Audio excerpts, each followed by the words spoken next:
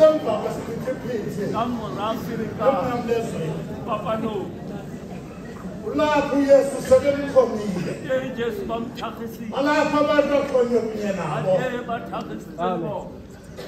Umntu lona kokuba uyafa xa ngenambeko. Akabi nambeko ngokusele sifa. Uthi lo mfo ethetha. Uthi zisindise usisindise nathi. Uba wawuthenga unyana kaThixo. Akaqondi uba ngumzuzu wokugqibela lapho ke kuwo. Utembu sathetha laa nto beqhela ukuyithetha. Ngathi indoda enokuqonda. Ngathi silapha nje. Kungena izenzo zethu.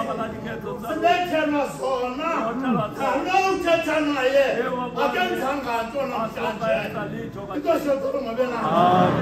Uthi uyasakuba ivele lizwi waqonda uyaphucuka lona uthi namhlanje ngoba nawe paradesi sabe ilizwi lesithembiso abantu abafuna ukugoduka anikwa isithembiso ngokwenza kwakhe ukulungisa kuqala emlonyeni kugqibele kwenzeni Nkosi yodolo over Samba. All what to buy. I can that in the shop.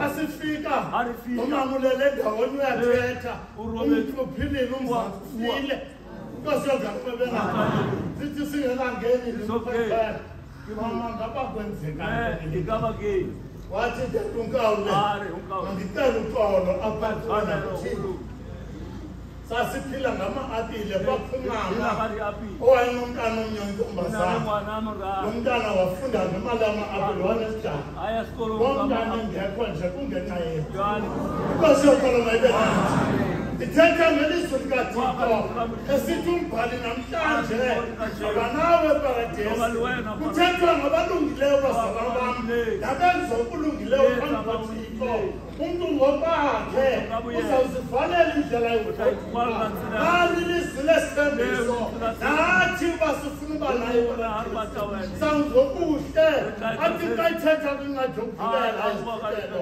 athi bonke abantu bawufika phaa zizawuvula incwadi uvulwe neyokugqibela akukho mntu uzawugwetywa ahlale entlanganisweni yamatyala kodwa kuzawuvula incwadi kube lakho igama liphelathi akukho nombuzo ozakubuzwa kodwa kungafumaneki igama lakho Inkosi yodolo mayibelana lento indibonisa kakuhlobo ayikho bekushunga yedini nasekuqukaleni inkonzo kodwa kufuneka ukuyenza into kaThixo singenelwe yiyo aze amagama ethu avele Inkosi yodolo mayibelana sisebenzela ugoduka bazalwane sisangazikhayisa nganto kule ndawo kodwa kulungiselela ugoduka sisithi sawubizwe ekhaya sifike khona la magama Inkosi yodolo mayibelana sesithenjisiwe kodwa namhlanje sizoba naye eparadesi nakaloku nje sihle naye kule ndawo